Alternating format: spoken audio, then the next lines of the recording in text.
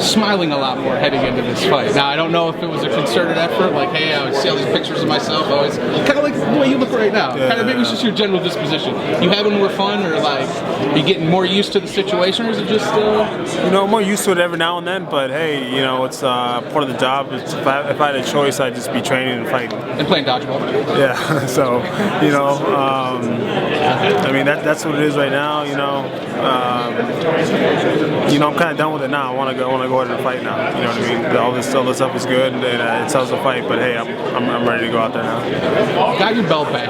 You talked about it being better the second time around. You've had some time with it now. What's this whole experience been like now, having the belt back?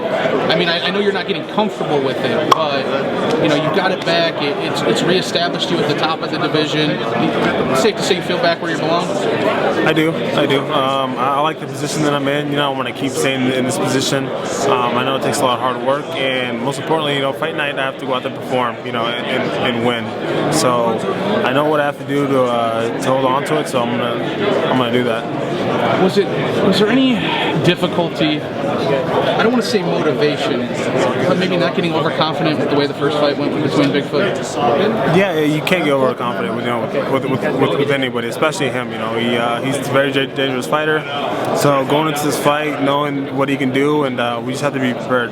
Right, but you're only human, and that first fight was so brutal. How do you keep a level head about that? Because it'd be really easy to just be like, yeah. We just do. You know, I think I've seen other guys take him lightly in the past that have fallen. So I know Case in point, Alistair dancing on the way to the ring last night. I know that's a big mistake. You know that I can't do. So I'm not going to be doing that. You got a great team behind you too. You know, Daniel seems like a guy that, I mean, he's basically the I don't want to say team leader, the team captain, but he does carry that old grandpa Cormier presence kind of around. He does. You know, he's a good coach. You know, a good teammate. So you know, we're helping each other get ready. You know, we want the best for each other. We want each other to succeed. And you know, his coaching of wrestling has kind of just transferred into what we're doing now.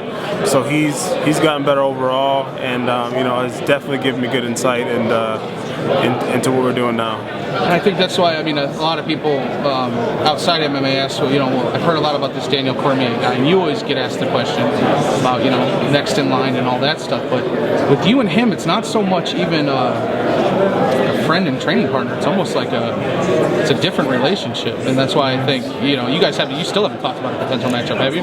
No, as far as you know, fighting each other or anything else, no. I mean, that's definitely not a possibility. You know, he's talked about, you know, having one more fight, maybe a heavyweight, then maybe going down. So, you know, I support him in his decision. You know what I mean? I want him to do well everywhere, and he will.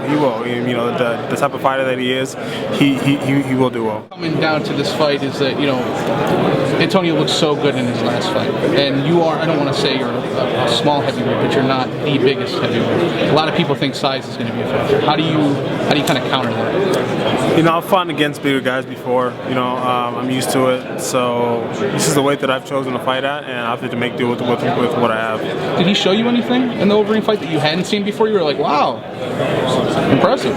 No, I think he's looked the same. You know, I know what he can do on his feet. You know, that's definitely the most, you know, dangerous part. You know, for me, is for him on his feet. For him, you know, in his boxing, having that strong punching power.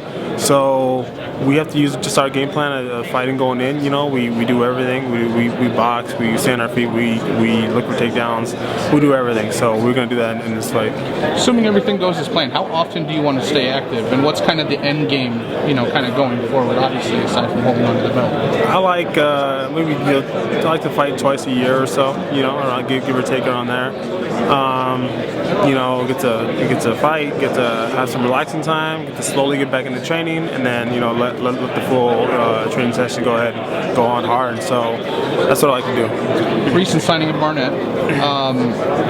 Aside from that, the heavyweight division is kind of up in the air. There's Daniel, but we've already nixed that. So when you look at the heavyweight division, assuming everything goes as planned, who you kind of eye as the next guys that are going to be coming for Cain Velasquez? Right now, all my focus is on Bigfoot, and that's it. You know, whatever happens after that, happens after that. Kind of just let the cards fall, you know, however they may. But hey, man, you know, this is all I'm thinking about, is this fight right here Saturday. Absolutely. Well, best of luck on Saturday. Thanks for taking the time. Thank you.